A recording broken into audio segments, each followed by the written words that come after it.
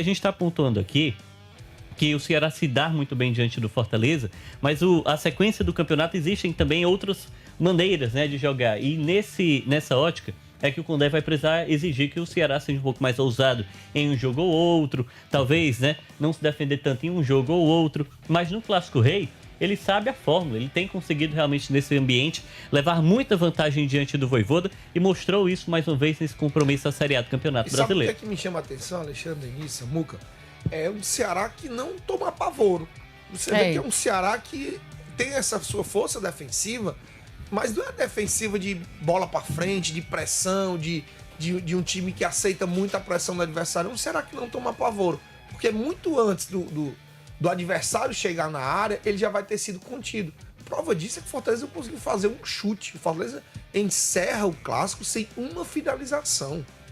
O Fortaleza chegou um momento que estava com 2 atacantes na frente, com um Pochettino, ou seja, com as linhas muito mais avançadas, e mesmo assim não conseguiu fazer.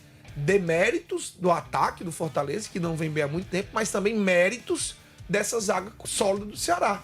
E aí você, quando faz substituições, e como o Richard falou, mesmo com as substituições, mesmo com as mexidas, o Ceará consegue ser forte defensivamente. E isso impacta. Impacta quando você tem um jogo de mata-mata na quarta-feira contra o Sport, onde ele sabia que não levando gol já garantia pelo menos um pênalti ali. Impacta num Clássico Rei, quando ele sabe que, pô, se a minha zaga não for vazada, se meu goleiro não levar gols, eu tenho um ponto, tô jogando como visitante, e eu posso sair em outras partidas. Mas ele apertou um pouco o passe, fez 1-0 e tinha certeza que não levaria gol.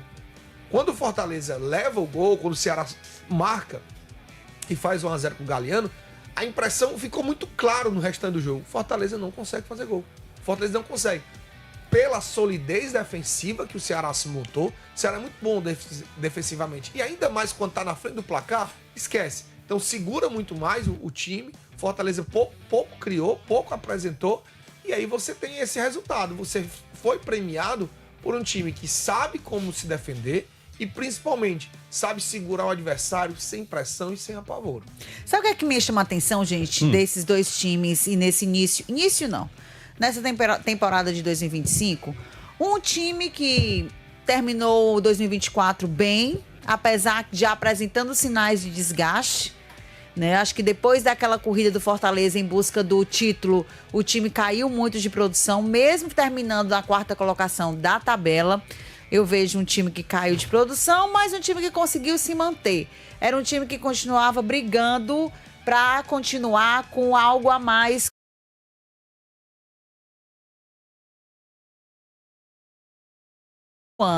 Era um time desacreditado pelo torcedor, que era um torcedor comentando que só contrata atleta de Série B, vai cair de novo, não contrata ninguém. Quando a gente volta para o Mundial, o discurso continua em relação à contratação e a gente sabe que não é para se acomodar, mas a diretoria está trabalhando. Mas o que é que eu percebo? Que esse time do Ceará é um time competitivo, independente se está pegando Fortaleza, Bahia, Flamengo, Corinthians agora. É um time que entra pra jogar, é um time que entra pra fazer o que tem que ser feito. É porque, Denise, não tem aquela grande exibição, o estrela. O Pedro Raul ontem foi uma grande estrela? Não, eu acho que ele foi bem no jogo, mas não é assim, individualmente não é o grande protagonista. É porque, Denise, tem uma coisa que a gente precisa entender na nossa vida, que é entender quem nós somos. O autoconhecimento, ele é fundamental em qualquer processo. E o Ceará, ele sabe perfeitamente quem ele é. É um time que sabe as suas limitações, reconhece isso em campo e explora o que ele tem de bom. Então o Ceará, ele é um time que sabe exatamente quem ele é. E isso, Denise, traz uma tônica totalmente diferente com relação ao jogo. Porque o Ceará, ele, de fato, precisa de reforços. Foi um time que foi remontado, né? O Condé teve esse mérito também. Perdeu espinhas dorsais, conseguiu redefinir. Mas a gente sabe até onde o Ceará pode ir. E aí, isso faz com que o Ceará consiga, dentro das suas limitações, em todos esses jogos que você listou aí, não só o Clássico Rei, qualquer partida, o Ceará, ele compete. Em busca do objetivo dele. Sim. Às vezes, o torcedor vai pontuar assim, mas passou o jogo todo se defendendo, fora de casa e tal. O objetivo do Ceará naquele compromisso era tentar pelo menos empatar. Sim. E aí ele utiliza das ferramentas que ele tem à disposição de si. Então, o Condé tem muito mérito nesse sentido. O Ceará é organizado. E organizar um time, Denise, é muito difícil.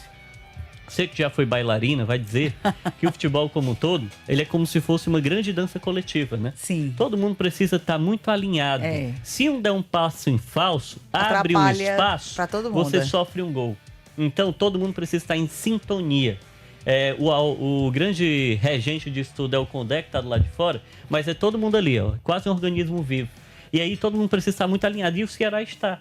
Significa que o Ceará é um time impecável, coisa do tipo? Nada disso. O Ceará tem ajustes a fazer, às vezes precisa ampliar o seu repertório para não se tornar tão previsível.